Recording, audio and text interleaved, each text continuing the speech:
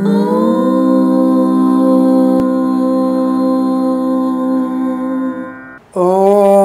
శ్రీ గురుభ్యో నమః. హరి ఓం. ఆదిత్యాయ చ సోమాయ మంగళాయ బుధాయ చ గురుశుక్రశనిభ్యశ్చ రాహవే కేతవే నమః. అందరికీ నమస్కారం. మనము గత కొద్ది రోజులుగా 27 నక్షత్రాల గురించి చెప్పుకుంటున్నాం. అందులో భాగంగా మనము ఉత్తరా నక్షత్రం యొక్క ప్రభావము, అంటే ఆ నక్షత్రంలో పుట్టిన వాళ్ళ యొక్క గుణగణాలు ఎలా ఉంటాయి చూచాయిగా తెలుసుకోవడమే ఇది ఒక పరిశోధన. ఈ పరిశోధన అంశంలో ఈ నక్షత్రాలు ఎలా ఉంటుందో తెలుసుకోవడం. ఈ నక్షత్రం వారికి ఇప్పుడు 2 నక్షత్రాలేమో ఇప్పుడు మఖ పుబ్బ నక్షత్రాలు సింహరాశిలో ఉంటాయి. అలాగే ఇప్పుడు ఉత్తరా నక్షత్రం గురించి మనం చెప్పుకుంటున్నాం.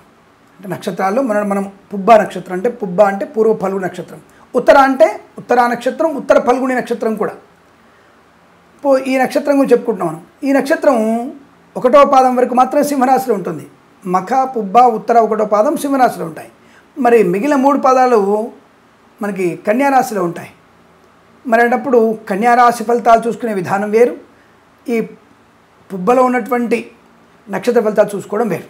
కాబట్టి ఇక్కడ నేను ఈ నక్షత్రం యొక్క గుణగణాలు చెప్తున్నాను. అప్పుడు ఏం చేయాలి మనము?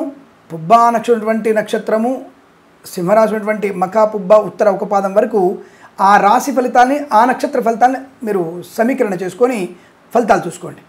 ఇప్పుడు ఉత్తర 2, 3, 4 పాదాలు ప్లస్ కన్యారాశి ఉన్నటువంటి పాదాలని ఇక్కడ చూసుకొని ఈ కన్యారాశి ఫలితాలు మరియు ఈ ఉత్తరా నక్షత్రం 3 పాదాల వారు అవి కలుపుకొని ఫలితాలు చూసుకోండి.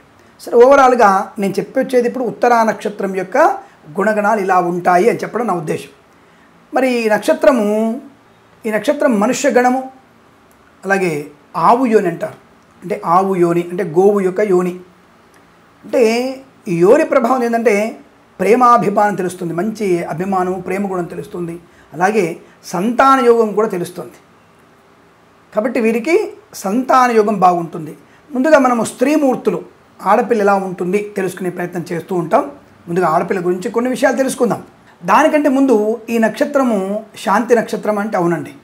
ఈ నక్షత్రము దాదాపుగా 2వ పాదం 3వ పాదమే సామాన్య శాంతి అంటారు, కానీ 1, 4 పాదాల వరకు శాంతి ఎక్కువగా ఉంది. కాబట్టి తప్పకుండా వీరికి ముఖావలోకనము, ఆజ్యవీక్షణము, అలాగే తిలపాత్ర దానము, సువర్ణ దానము, మహన్యాసపూర్వక ఏకాదశి రుద్రాభిషేకము తప్పక చేయించుకోవాల్సిందే. ఒక రకంగా తండ్రి గారు 3 మాసాల వరకు పిల్లవాడిని చూడొద్దంటారు. నూనెలో ముఖం చూసిన తర్వాత 3 చూడొద్దంటారు. కానీ కన్న కొడుకుని చూడకుండా ఎవరు ఉంటారండి? అందుకనే ఆజ్యవేక్షణ చేసి వెంటనే శాంతి జరిపించుకుంటే కొంత మంచిది. మన 2 నెలల తర్వాత మన 10 రూపాయలు ఉంటే మనం కూడా మళ్ళీ అభిషేకం చేసుకుంటే ఇంకా మంచిది. డబ్బే లేదండి, ఒక చిన్న మూకులో నూనె తీసుకొచ్చేసి దాంట్లో అబ్బాయి ముఖాన్ని చూసేసి, అమ్మాయి కానీ అబ్బాయి కానీ ముఖం చూసేసి ఆ నూనె తీసుకెళ్ళి దీపారాధనకి ఇచ్చేసేయండి, నో ప్రాబ్లం. ఇక డబ్బు లేదు కదా, కూర్చోండి మీరు హాయిగా. మీ కొడుకు ఏది పురుడు అయిపోతుంది కదా, 11 రోజు పురుడు అవుతుంది కదా, ఆ పురుడు రోజున కూర్చొని మీరే కళ్ళు మూసుకొని మీ అబ్బాయిని ఒళ్ళో కూర్చోబెట్టుకొని మహన్యాస రుద్రాభిషేకం చేస్తున్నట్టుగా, యజ్ఞము చేస్తున్నట్టుగా, తిలపాత్ర దానం అంటే నల్ల నువ్వు ఉన్నటువంటి ఒక పాత్ర దానం చేస్తున్నట్టుగా ధ్యానం చేయండి. శనీశ్వరుని బాగా ధ్యానం చేయండి, ఈశ్వరుడు అష్టోత్తరాన్ని చదవండి, తప్పకుండా మీకు అనుకూలంగా ఉంటుంది. సువర్ణదానం 1 గ్రాము ఎందుకు, 10 గ్రాములు 50 గ్రాములు ఒక బిస్కెట్ బంగారమే దానం ఇస్తున్నట్టుగా ధ్యానం చేయండి. తప్పకుండా మీకు శుభ పరిణామాలు కలుగుతాయి. ఉన్నవారు తప్పకుండా ఆచరించండి, లేనివారు తప్పకుండా ధ్యాన దానం చేయండి, అనుకూలంగా ఉంటుంది. సరే, ప్రస్తాంశంలో ఈ ఉత్తర ఫల్గుని అనగా ఉత్తరా నక్షత్రం వారికి స్త్రీమూర్తులు ఎలా ఉంటారో తెలుసుకునే ప్రయత్నం చేద్దాం. రూపవంతురాలు, సంతానవంతురాలు, కనుసైగతోనే పనులు చేయించుకోగలిగే సామర్థ్యము, ఓపిక ఎక్కువగా ఉండే అవకాశం, అలాగే ఉన్నత వ్యక్తులతో పరిచయం, బహుసంతానమైనది, ఉమ్మడి కుటుంబంలో కోడలుగా తన ప్రభావాన్ని చూపించగలిగిన అవకాశం, తన వల్ల కుటుంబానికి ఉన్నతి కలిగేటువంటి అవకాశం ఉంటుంది. అంటే ఈ అమ్మాయి యొక్క పాదము శుభకరంగా ఉండబోతుంది. రూపము, ధనయోగము, ధనవంతురాలు, దైవభక్తి బాగా ఉండడం, అలాగే అనుమానం, అవమానాలు పొందుకోవడం. అనుమానాలు ఎక్కువగా ఉంటాయి.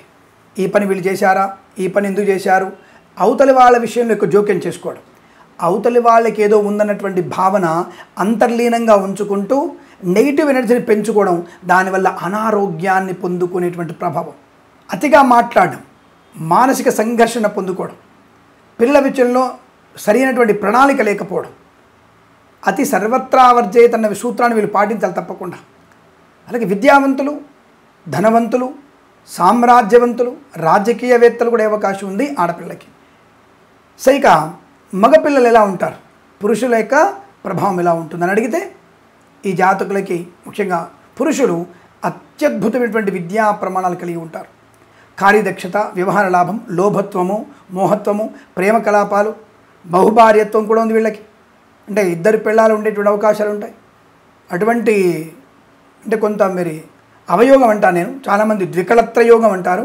ద్వికళత్ర యోగం అంటే ఏమిటంటే మొదటి భార్యకు సంతానం లేనప్పుడు భార్య పర్మిషన్తో, తల్లిదండ్రుల పర్మిషన్తో, అత్తామామల పర్మిషన్తో రెండవ అమ్మాయిని చేసుకోవడం, అది ద్వికళత్ర యోగం అంటారు. నీకు పెళ్ళైనా కప్పిపెట్టేసి చాటుగా ఉండి నాకు పెళ్లి కాదని చెప్పేసి తప్పుడు పనులు చేసి ఆ అమ్మాయిని గర్భవతం చేసి అప్పుడు పెళ్లి చేసుకోవడం, అది రాక్షస వివాహం అంటారు. అది కళత్ర యోగం కాదు. నేను అందుకనే రెండవ వివాహాన్ని అవయోగం అంటాను. ఈ రోజులలో అటువంటి బుద్ధిమంతులు ఎవరు లేరు.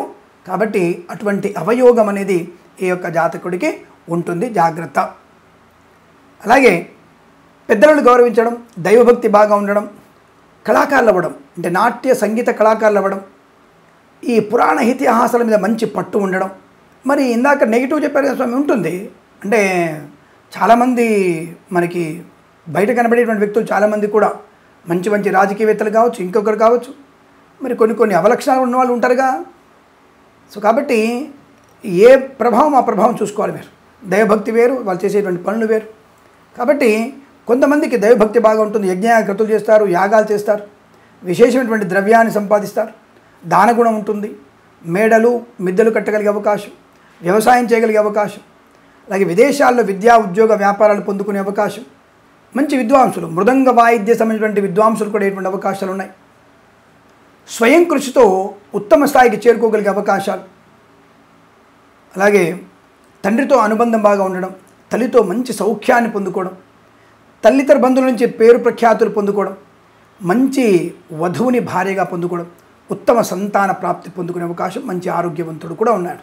వీరు చిన్నతనంలోనే ఉన్నత స్థాయికి వచ్చే అవకాశం, అంటే బాల్యావస్థలోనే అనేక రకాల కష్టాలు పడుతూ 25 ఏటనే వీరు స్థిరమైనటువంటి ఉన్నత స్థాయికి రావడం, మంచి ఆర్థిక ప్రయోజనాన్ని, ఉన్నత ఉద్యోగ ప్రాప్తిని పొందుకునే అవకాశం, అంటే చాలా యంగ్ ఏజ్లోనే వీరు చాలా హై లెవెల్ గ్రోత్ పెంచుకునే అవకాశం ఖచ్చితంగా ఉంటుంది.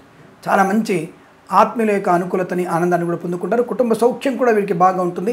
మాట తీరు అందరినీ ఆకట్టుకోగలిగే అవకాశాలు ఉంటాయి. అయితే వీరికి 9వ ఏట మరియు 18వ ఏట, 26వ ఏట వీరి కొద్దిగా చిన్న ఇబ్బందులు ఎక్కువగా ఉంటాయి.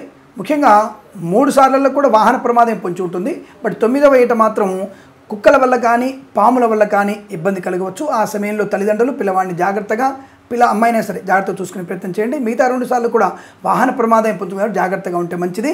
అలాగే 68వ ఏట వీరికి కాస్త శని అలాగే పాప మార్గగ్రహాల యొక్క ప్రభావం చేత కాస్త ఆరోగ్యం చాలా బలహీనమవుతుంది 68వ ఏట. కాబట్టి ఆ సమయంలో వీరు తప్పనిసరిగా ఆయుష్ హోమం లాంటివి చేయించుకోవడం, జన్మజాతకాన్ని పరిశీలించుకోవడం, ఆ జన్మజాతకంలో జరిగేటువంటి దశాంతర దశల పూజాధికాలు, ఈ యొక్క ఉత్తర ఫల్గుని నక్షత్రం యొక్క జపం చేయించుకోవడం చాలా మంచిదన్న విషయాన్ని గుర్తించండి. 68వ ఏట కొంత ఆరోగ్యం దెబ్బతినే అవకాశం ఉంటుంది. ఆ తదుపరి వీరికి శుభయోగాలు ఉంటాయి. అంటే వయసు రీత్యా వచ్చే కొన్ని ఇబ్బందులు ఉండవచ్చు కాక, కానీ తప్పకుండా వీరు 87 నుంచి 89 సంవత్సరాల మధ్యలో ఆయుష్ ప్రమాణాన్ని కలిగి సుఖ ఆనంద జీవనాన్ని పొందుకునే సౌభాగ్యాలు బలంగా ఉంటాయి. ఇవి ఉత్తర ఫల్గుని యొక్క, అంటే ఉత్తరా నక్షత్రం వారి నక్షత్ర గుణగణాలకు చెప్పబడుతోంది. వీటిని 3 పాదాల వాళ్ళు కన్యారాశితో అన్వయించుకొని ఫలితాలు చూసుకోవాలి. 1వ పాదం వాళ్ళు సింహరాశితో అన్వయించుకొని ఫలితాలు చూసుకోవాలి. భవిష్యత్తులో నేను చెప్పబోయేటువంటి రాశి ఫలితాలని రెండింటినీ సంకలనము చేసుకొని అప్పుడు ఫలితాలు చూసుకొని, ఓహో ఈ నక్షత్రం ఈ రాశి నాదని చెప్పేసి మీకు మీరే మీ రాశి గురించి తెలుసుకోవచ్చును అన్న విషయాన్ని తెలియజేసుకుంటూ, తప్పకుండా మరిన్ని మంచి సమాచారం గురించి, రాజకీయ విశ్లేషణల దగ్గర నుంచి ధర్మశాస్త్రం గురించి, జ్యోతిష్య ప్రధానమైన విషయాల గురించి చెప్పగలిగేటువంటి ఏకైక ఛానల్ ఆస్ట్రో సిండికేట్ మాత్రమే. ఈ ఛానల్ని తప్పకుండా మీరు ఫాలో అవుతారని, 10 మంది చేత ఇంకా సబ్స్క్రైబ్ చేయిస్తారని, షేర్ చేస్తారని కోరుకుంటూ, సర్వే జనా సుఖినో భవంతు. ప్రేమతో మీ కిరణ్ శర్మ.